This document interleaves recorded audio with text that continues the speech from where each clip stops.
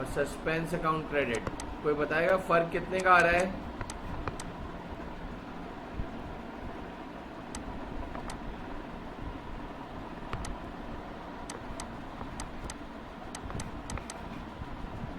Eighteen लिख दिया।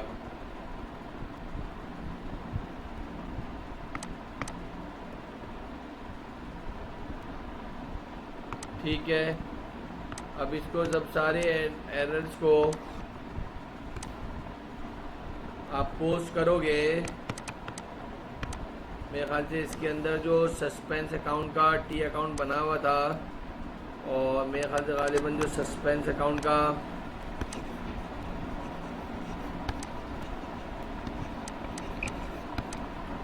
Balance दिया हुआ था 78 डेबिट में,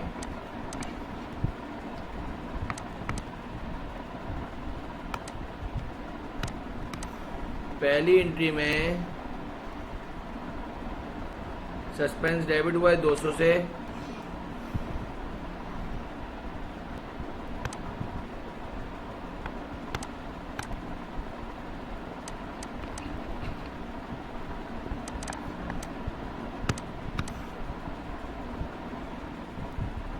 सेल्स की वजह से, सेल्स की वजह से।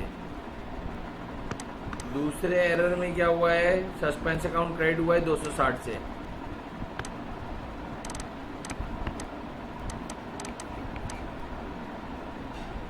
सेल डिस्काउंट परचेज डिस्काउंट की वजह से। तीसरे एरर में नहीं आया। चौथे एरर में सस्पेंस अकाउंट क्रेडिट हो रहा है 18 से, अकाउंट पेबल। तो ये आपके पास it's give you 278 and 278।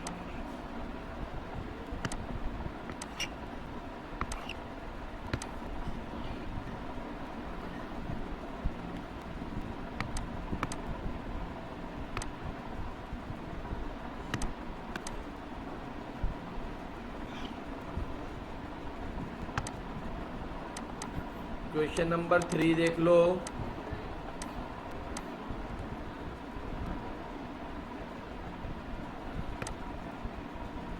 S Shumbha,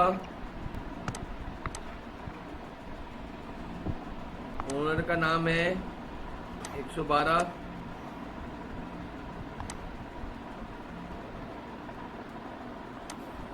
page number 112 handout का,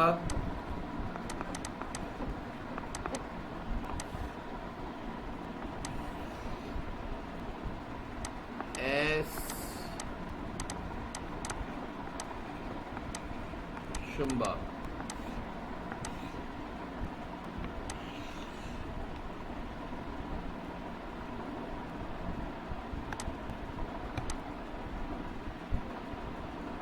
The trial balance was drawn by S. Shumja, a radio and television dealer.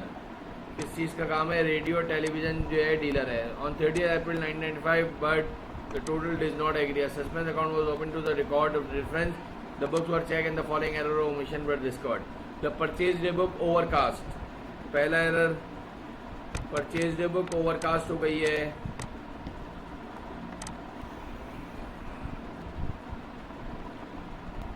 तो पहले एरर का राइट एंट्री बता दो, करेक्ट एंट्री डायरेक्ट बनेगी, उसकी राइट और रॉन्ग एंट्री तो होती नहीं है बेटा। Suspense account debit, purchases credit, overcast हुआ था इसलिए हमने कम कर दिया बेटा। पहला एरर हो गया।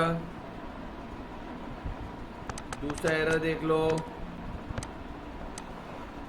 अ payment of 420 for motor van repair was entered correctly in the cash book, मतलब कैश बुक में सही लिख दिया है, but posted to 240 in the motor van repair account. 420 को 240 लिख दिया है। आसान एरर है, आसान एरर है मेरा बेटा। नंबर 2 की राइट एंट्री क्या बननी चाहिए थी? Motor van repair debit, cash credit 420 मेरे ख्याल से।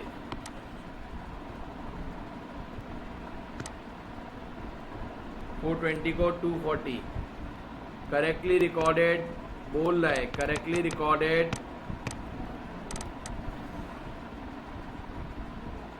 रॉन्ग एंट्री में क्या करा?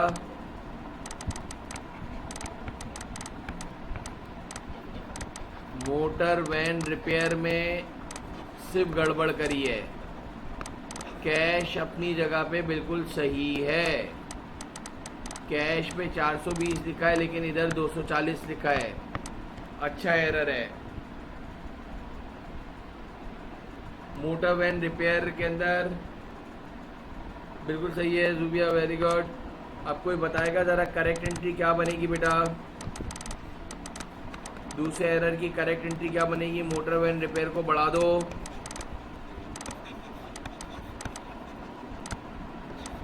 और सस्पेंस अकाउंट क्रेडिट।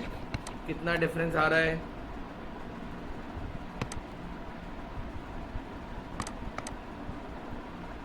$180 से एंट्री बनेगी,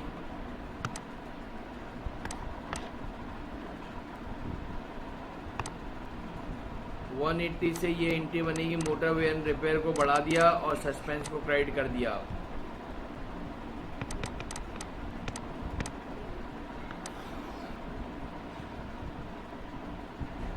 थर्ड एरर देखो,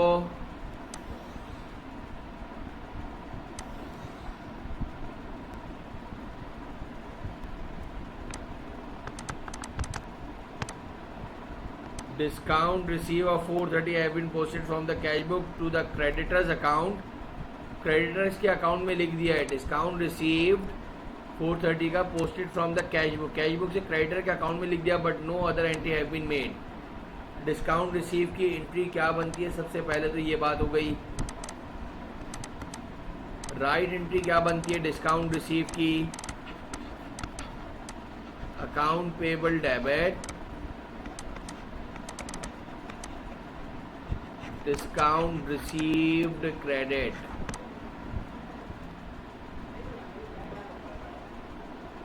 एक से होल्ड करो बेटा। हेलो आसाम,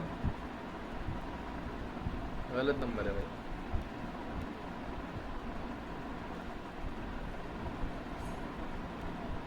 अच्छा जी, कैश बुक टू द का जो आपके पास एंट्री बनेगी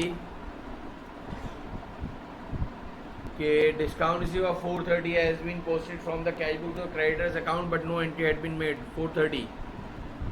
430 से ये एंट्री बनानी चाहिए थी राइट एंट्री, लेकिन आपने जो रॉन्ग एंट्री बनाई है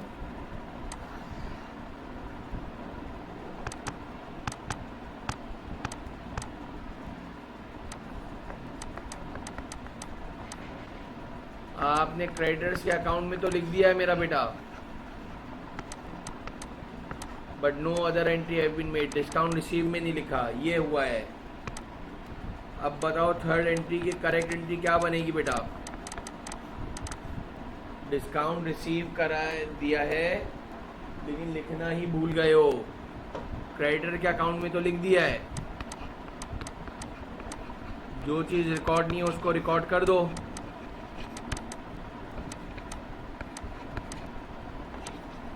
और सस्पेंस अकाउंट को क्रेडिट कर दो, डेबिट कर दो 430 इक्वल करने के लिए।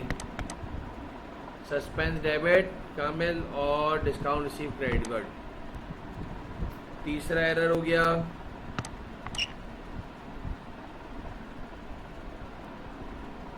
चौथा error, the purchase of the testing equipment of 1400 has been debited to purchase of for resale account। आसान टेस्टिंग इक्विपमेंट खरीदा है यानी एसिड खरीदा है, इससे परेशान नहीं हुआ करो, नाम ऐसे ही घुमा घुमा के देता है।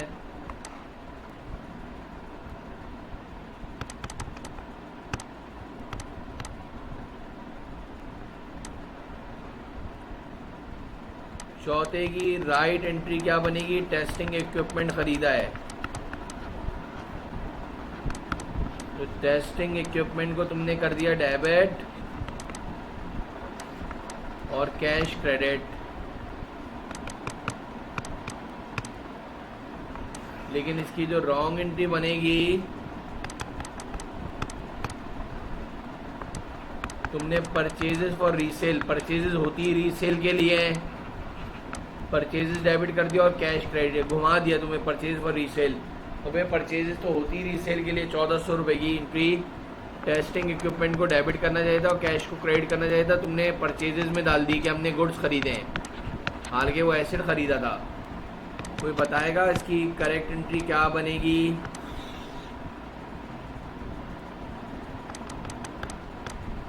चौथे की करेक्ट एंट्री क्या बनेगी?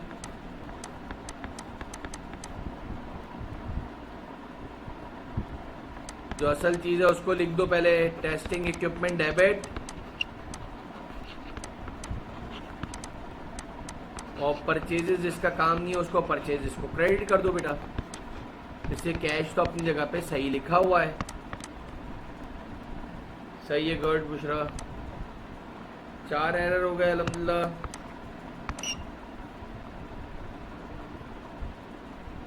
पांचवें एरर पे आते हैं। A Isley account in the purchase ledger. A Isley कौन है? Supplier name,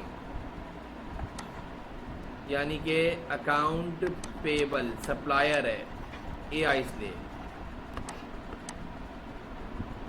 has been credited for goods for 120 return to her. अरे भाई हमने तो ए आइसले को गुड्स रिटर्न करें, तुमने उसके अकाउंट को क्रेडिट कर दिया। बहुत प्यारा एरर है, देखिएगा जरा।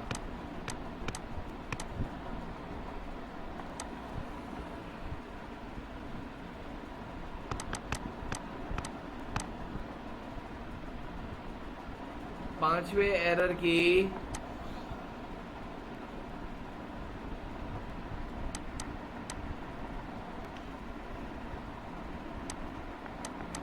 जो राइट एंट्री बननी चाहिए, आप बोल लो A Isley account in the purchase ledger has been credited for goods for 120 return to her. इतनी खतरनाक इंग्लिश लिखता है। रिटर्न टू हर का मतलब परचेज रिटर्न। ए आइसले को हमने परचेज रिटर्न करा है। अब जरा गौर से सुनना, कितना छोटा सा एरर बना हुआ है लेकिन कितनी ताकतवर इंग्लिश लिखी है, ये ज़रा देखो। सर क्या मतलब? भाई मतलब ये है कि अकाउंट पेबल ए आइसले को डेबिट करना चाहिए था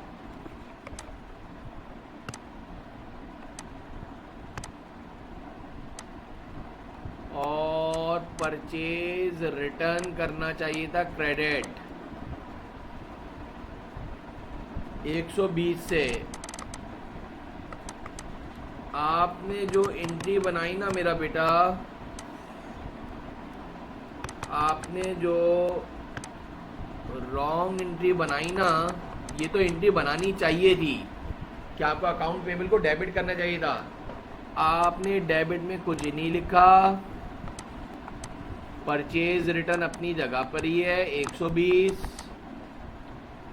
और आपने ए आइसले के अकाउंट को भी क्रेडिट कर दिया। सर ये आपको सारी बातें कौन बताता है? भाई तुम इंग्लिश पढ़ो अच्छी तरह। A Isley account in the purchase ledger has been credited, has been credited, credit कर दिया आपने for goods return, for goods return to her. अब जो इसकी पांचवे की करेक्ट एंट्री कोई बताएगा क्या बनेगी? परचेज रिटर्न अपनी जगह पे बिल्कुल सही है। आपको अकाउंट पेबल को डबल से डेबिट करना पड़ेगा।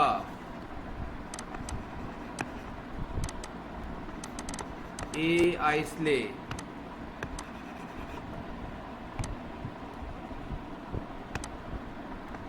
ए आइसले को डेबिट करना पड़ेगा 240 से, और suspense account credit by 240। Very good. Practice make the man perfect. याद रख लो, प्रैक्टिस जितनी करोगे, दोनों चैप्टर उसी चीज़ के ऊपर हैं। कौन कौन से? कंट्रोल अकाउंट, रिकंसिलिएशन,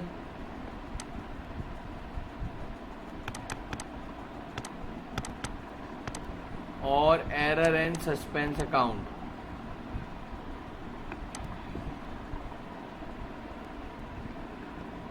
पांचवें एरर के बाद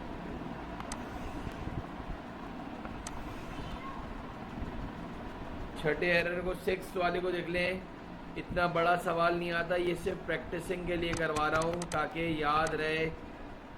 एस शुम्बा कौन है? ओनर।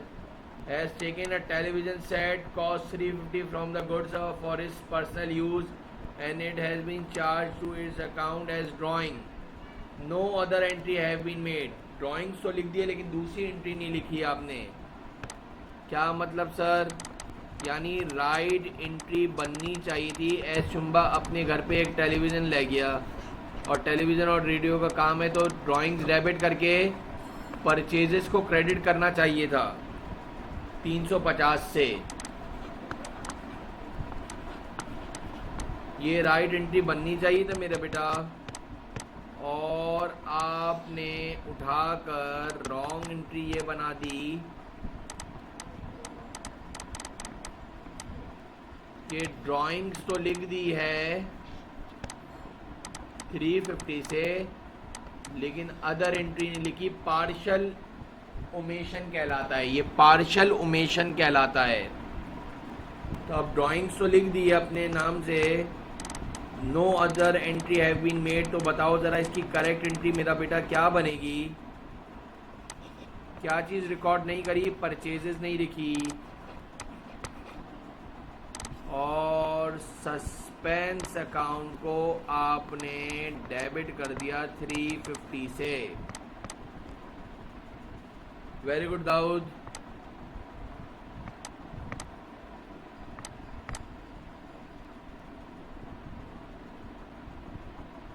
जी जी, परचेजेस सिर्फ मर्चेंडाइज के लिए यूज़ होता है। बिल्कुल सही कह रहे हो कामिल, दूसरा बिल्कुल सही है। पांचवें एरर के बाद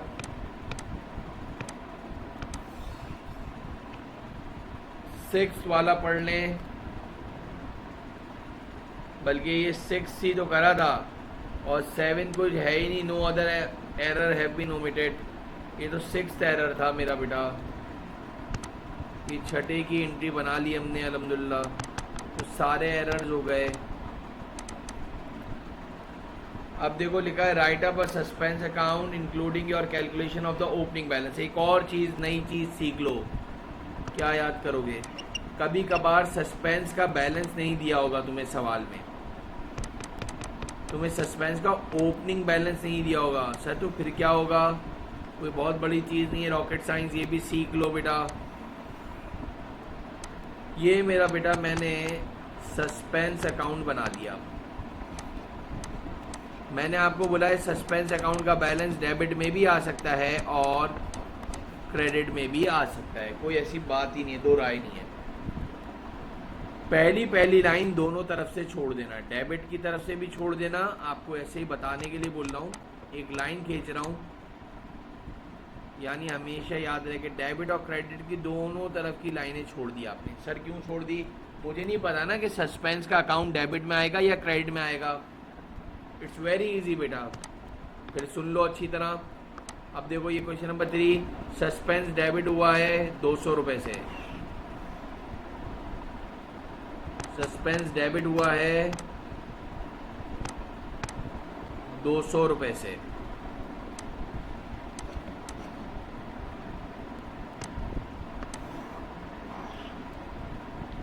परचेजेस की वजह से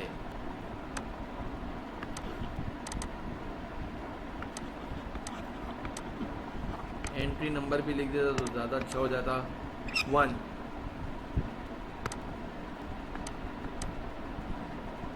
2 में देख लो, सस्पेंस अकाउंट क्रेडिट हुआ है 180 से,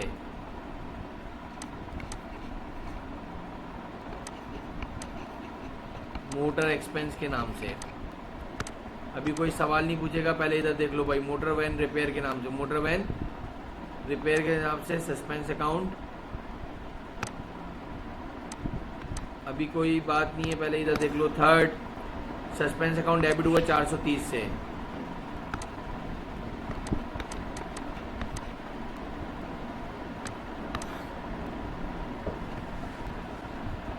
डिस्काउंट रिसीव।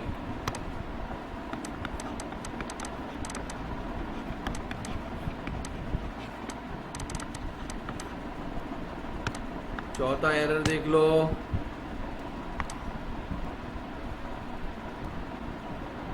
चौथे एरर में सस्पेंस नहीं आया है। पांचवें एरर में देख लो, सस्पेंस क्रेडिट हुआ है।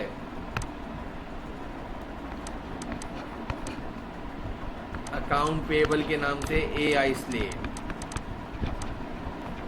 चौथे में नहीं था, पांचवें में आया। छठे में सस्पेंस डेबिट हो गया 350 से, परचेजेस की वजह से 6।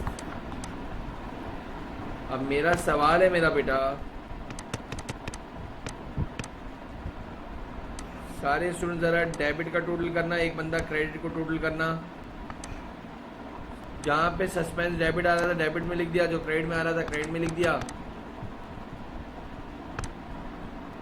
कौन सी बड़ी साइड है? 430, 350 और 200, 980। क्या करोगे? 980 इधर ही लिखा मैंने, जो बड़ी साइड का टोटल है वो दोनों तरफ लिख दिया बेटा। अब बुशरा इसमें से, आयशा 980 में से क्रेडिट साइड वाले माइनस करो, कामिल 980 में से 180 और 240 माइनस करो, तो सस्पेंस का ओपनिंग बैलेंस पता चल गया। ओपनिंग बैलेंस क्रेडिट में होगा, कितना आ रहा है? 560। तो टिक करके आ जाओगे 560 क्रेडिट को। अगर बोले what is the opening balance of suspense account, तो आप लोग बोलोगे opening balance of suspense account is 560 credit, उसको टिक करके आ जाओगे। सवाल पूरा यूं ही होगा जैसे करवाया है, एरर्स बनेंगे, सब कुछ इसी तरह से होगा मेरा बेटा। कोई दो चीज़ें नहीं है, दो राय नहीं है। समझ में आ गई बात या नहीं आई? क्लियर है सबको?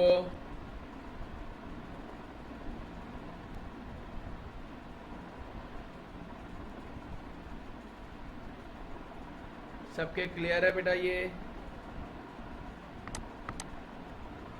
अब इसमें फिजा एक सिर्फ जो है सवाल, तकरीबन सारे जो है चीज़ें थीम बता दिए हैं।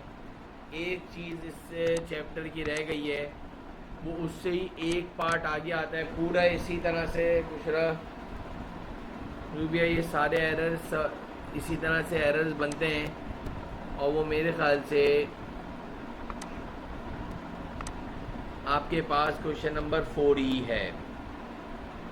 छोटा सा सवाल है, इसको इंशाल्लाह कर लेते हैं, तो ताकि तुम्हारे पास ये कंप्लीट आउट हो जाएगा। Nathan drew up a trial balance on 31st March 1996, but it did not agree. The difference was posted to suspense account and draft financial account was prepared. अच्छा, उसने फाइनेंशियल स्टेटमेंट्स भी बना ली। These showed a net profit of 35,700.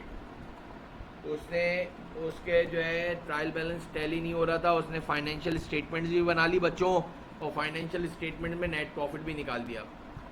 After investigation the following error were found. Question number 4,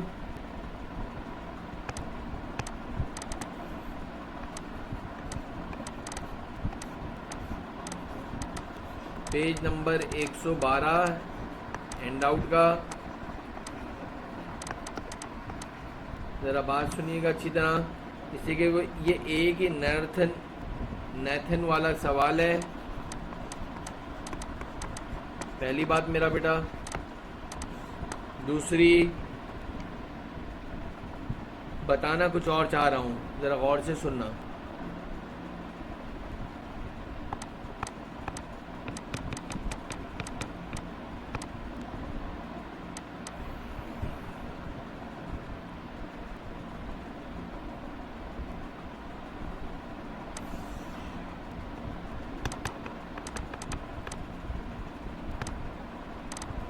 पहले error की correct entry direct ही बनेगी, इसलिए कि उसकी राइट और रॉन्ग एंट्री नहीं बनती है।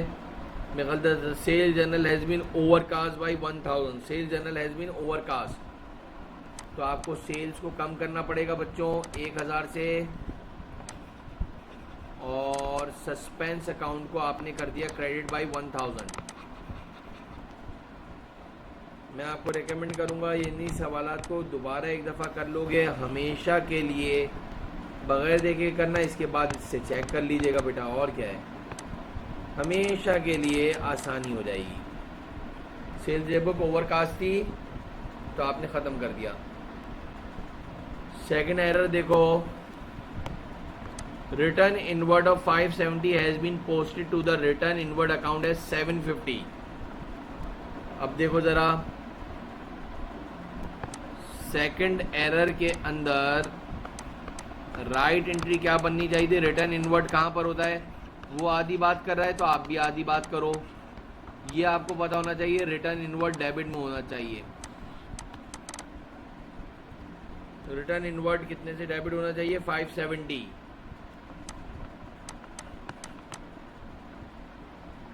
रॉन्ग एंट्री क्या बना दी, कोई बताएगा मुझे? आपने रिटर्न इनवर्ड को जरूर लिखा है, मैं मना कर ही नहीं रहा, लेकिन आपने मेरे ख्याल से 750 से लिख दिया है। रिटर्न इनवर्ड को आपने 750 से लिख दिया है। कोई बताएगा करेक्ट एंट्री क्या बनाओगे बेटा? शाबाश। कोई बताएगा करेक्ट एंट्री क्या बनाओगे? Return inward credit,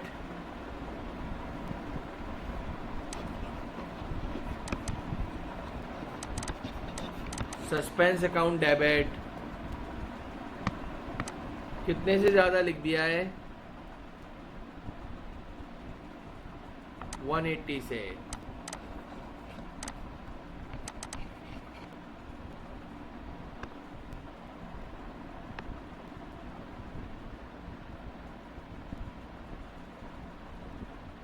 third error देखो, purchase of 300 from J Tipper has been debited to T Toppers account, has been debited. मेरे ख्याल से हमने पहले भी पढ़ा था ये एरर, हमने अपनी एग्जाम्पल में भी शायद पढ़ा था, मुझे याद पड़ता मैंने बनाई थी, अगर आप लोगों को याद हो तो। मैं जब एग्जाम्पल करवा रहा था मैंने ये जे टिपर वाली एग्जाम्पल लिखी थी शायद, तुम्हें याद नहीं है वो एक अलग बात है।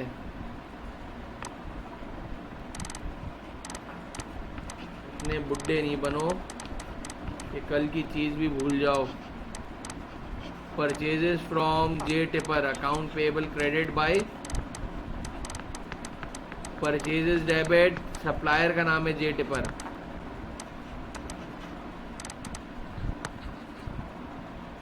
परचेजेस खरीदी है तुमने जे टिपर से 300 रुपए की, debited to T Toppers account. Wrong entry में क्या बना दिया?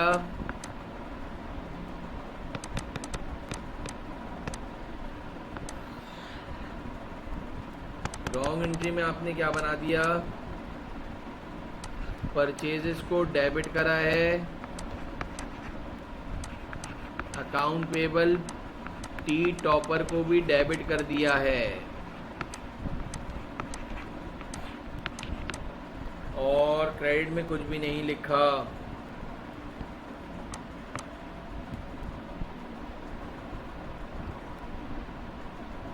गुड। अब देखो करेक्ट एंट्री क्या बनेगी?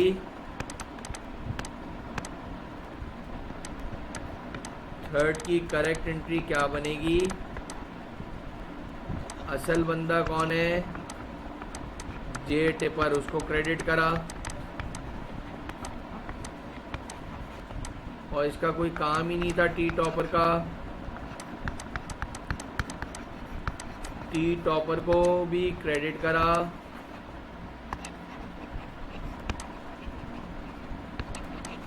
सस्पेंस अकाउंट को डेबिट कर दिया 600 से मेरा बेटा।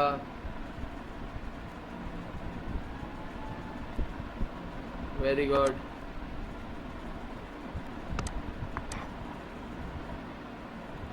फोर्थ एरर देख लो, discount of 150 received from Hussain and Co had not been entered in cash book or in the supplier's account. Error of omission where the entire entry has been omitted from the books of account. Discount received मिला था Hussain and को, कौन है हमारा, कोई supplier है बेटा,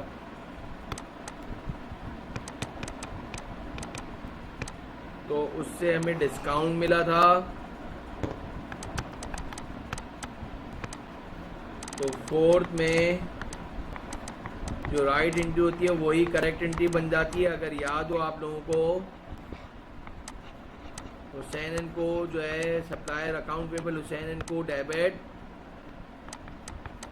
bye 150 I think so, और परचेज डिस्काउंट क्रेडिट कर दिया 150 से।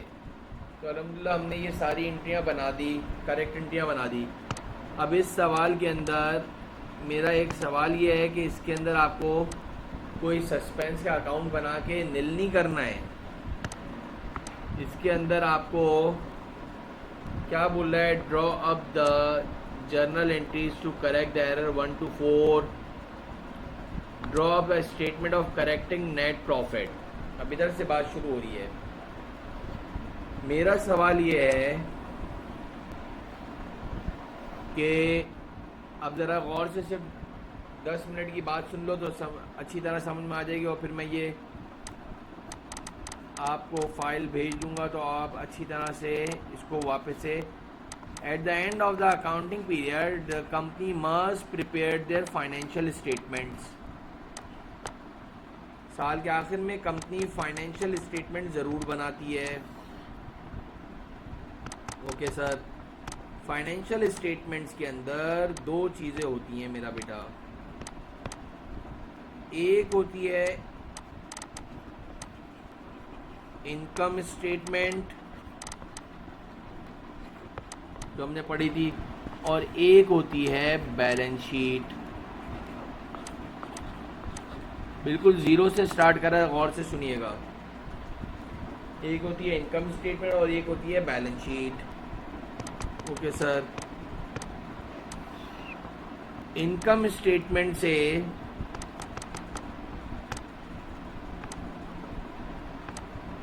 नेट प्रॉफिट पता चलता है। इनकम स्टेटमेंट किससे बनती है, revenues,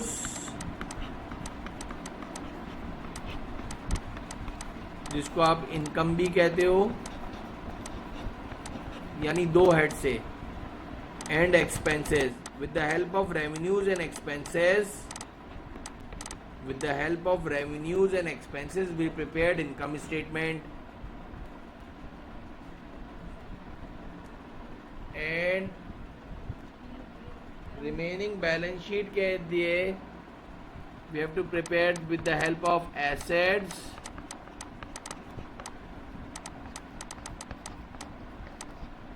liabilities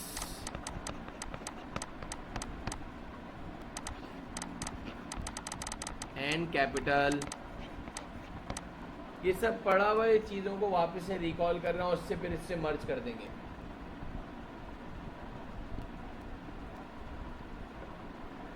income statement is prepared with the help of revenues and expenses, and balance sheet is prepared with the help of remaining three heads of account that are asset, liability and capital.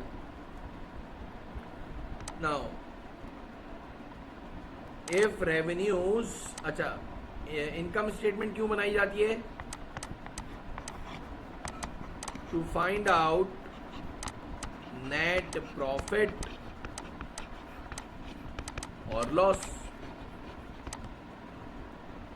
अभी हमें सब समझ में आ रहा है कि भाई net profit और नेट लॉस जो है इससे पता चलता है। वो एक अलग बात है कि हमने ये पढ़ा है,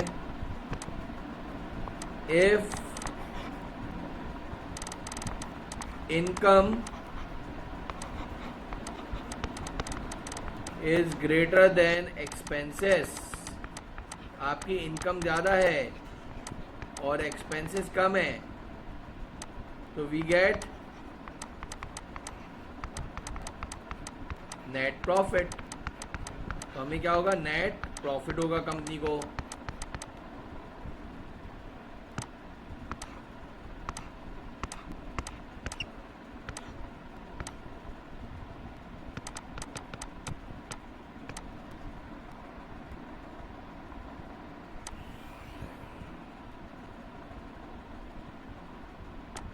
और अगर लिखा हुआ है if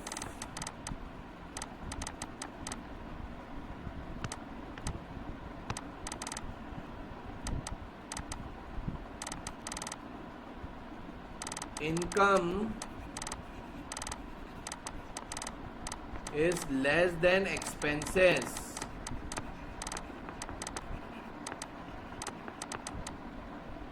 if income is less than expenses,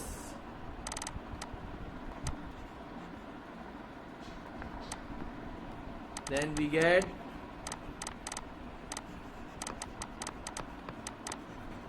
net loss.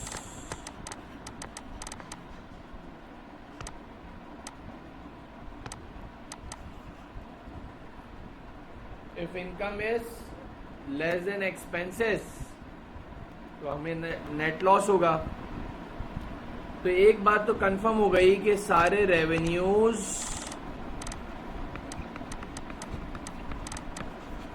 और सारे एक्सपेंसेस जो हैं वो नेट प्रॉफिट और नेट लॉस पे असरअंदाज होते हैं। ये इफेक्ट करते हैं, affect on net profit and loss, while assets, liabilities and capital are not affect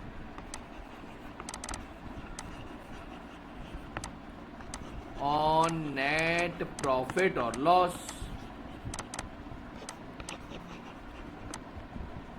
okay sir, ये भी हो गया। अब जरा सुनिएगा,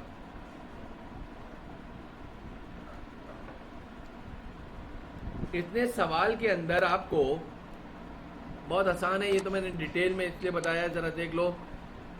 इनकरेक्ट नेट प्रॉफिट दिया हुआ है 35,700। अब आपने ये लिख दिया,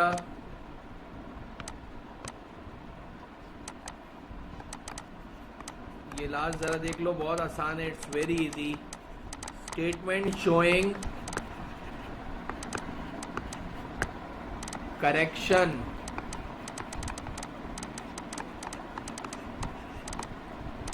in net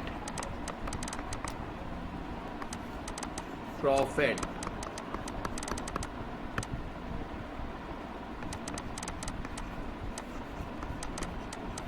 इनकरेक्ट प्रॉफिट जो तुम्हें दिया हुआ है वो दिया हुआ है मेरा बेटा 35,700 दिया हुआ है। ओके सर, ये आ गया पहली एंट्री। सेल्स की नेचर कोई बताए, सेल्स की नेचर,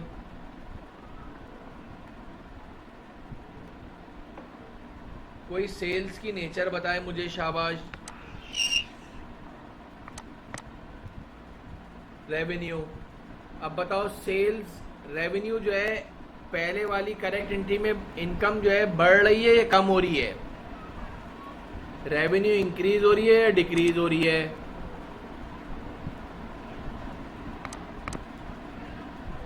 गलत जूबिया, सेल्स डेबिट कर रहे हो, डिक्रीज हो रही है दाऊद।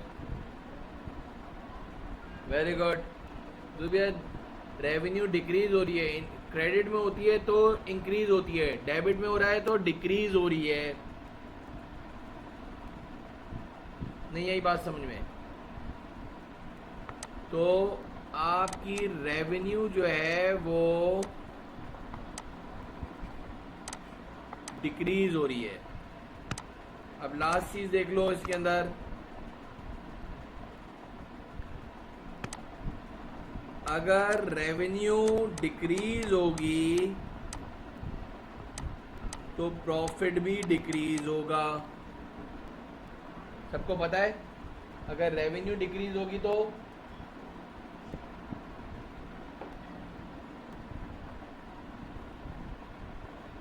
अगर तुम्हारी रेवेन्यू डिक्रीज होगी तो तुम्हारा प्रॉफिट भी डिक्रीज होगा, और अगर तुम्हारी रेवेन्यू इंक्रीज होगी तो प्रॉफिट भी इंक्रीज होगा।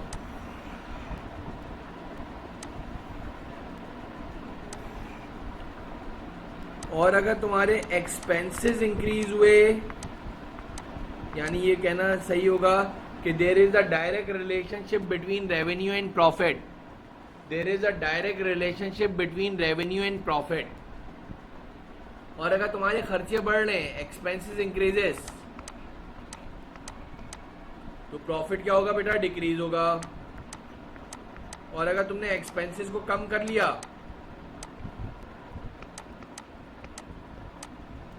तो प्रॉफिट इंक्रीज हो जाएगा।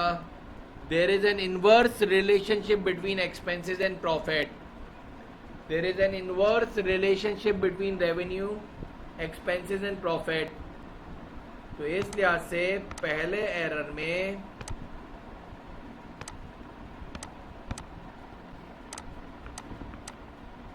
सेल्स डिक्रीजेस, सेल्स क्या हो गई? डिक्रीज हो गई मेरा बेटा, तो प्रॉफिट भी डिक्रीज हो जाएगा। दूसरे एरर पे आ जाओ। कोई बताएगा रिटर्न इनवर्ड क्या चीज है? रिटर्न इनवर्ड, रिटर्न इनवर्ड की नेचर क्या है?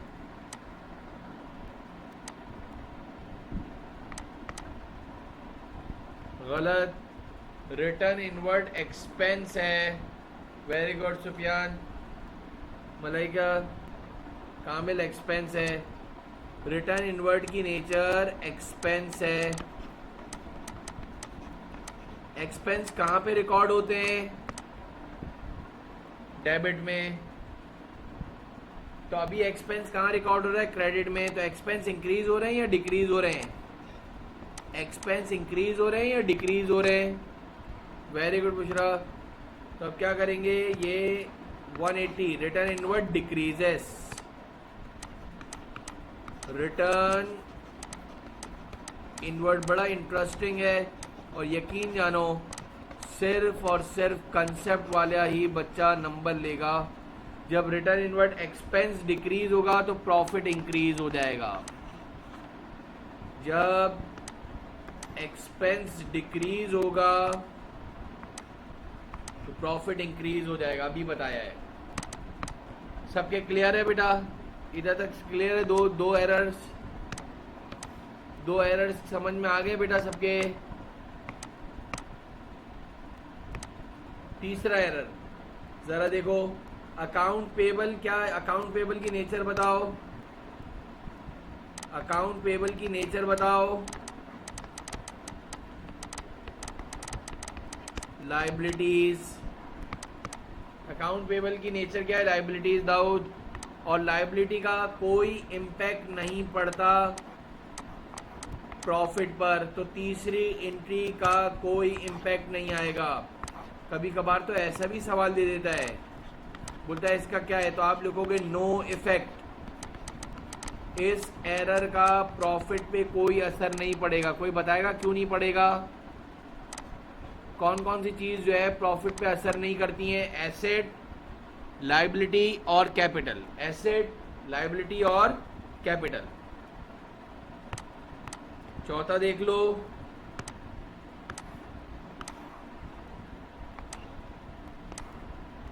अकाउंट पेबल डेबिट, तो लाइबिलिटी है। डिस्काउंट रिसीव्ड, कोई बताएगा डिस्काउंट रिसीव की नेचर? डिस्काउंट रिसीव की नेचर, टाइम हो गया है। डिस्काउंट रिसीव की नेचर रेवेन्यू, और रेवेन्यू क्या हो गया है? इंक्रीज हो रहा है, तो discount receive increases. Last error, discount received increases. ज़रा जितने स्टूडेंट्स बैठे हुए ज़रा 1 सेकंड में ज़रा सा जल्दी से 150 को जमा कर दो और 35,700 में से 1000 माइनस करो, 180 जमा करो और 150 जमा कर दो। कामिल कितना आया? ज़रा सही तरह से कोई बता दे। 35,700 में से 1000 माइनस करे, 180 और 150 जमा कर दे।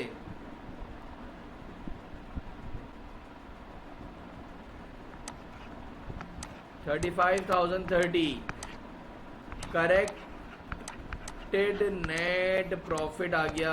कामिल, Fiza, have you got my point? Asset liability और एसेट लायबिलिटी और कैपिटल जो है प्रॉफिट पे अफेक्ट नहीं करते, रेवेन्यूज और एक्सपेंसेस अफेक्ट करती हैं। हो जाएंगे। एक और 2 सवालात हैं जिसके अंदर नेट प्रॉफिट को करेक्ट करना है। सही है बेटा? समझ में आ गई बात? मैं इसकी पीडीएफ भेज रहा हूँ। लेकिन देखो फिजा, बुशरा, जैद, एक बात मैं बता दूँ, जुबिया, ये एक और बात बता दूं, प्लीज़ प्लीज़ प्लीज़ रिक्वेस्ट है, मेरी रिक्वेस्ट है, इनको सवालात को दोबारा कर दो, पहाड़ जैसे पक्के हो जाएंगे। इतने बड़े सवाल नहीं आते, सिर्फ आपकी प्रैक्टिसिंग के लिए बाखुदा करवाएं, हमेशा करवाएं, आपको नहीं। जब भी ये चैप्टर पढ़ाया है एक दफ़ा वापस कर लो। कंट्रोल अकाउंट अच्छा हो गया ना बेटा? कंट्रोल अकाउंट के एरर्स रखने आ गए ना, कि लिस्टिंग में रखते हैं या कहाँ रखते हैं, सब कुछ आ गया है ना?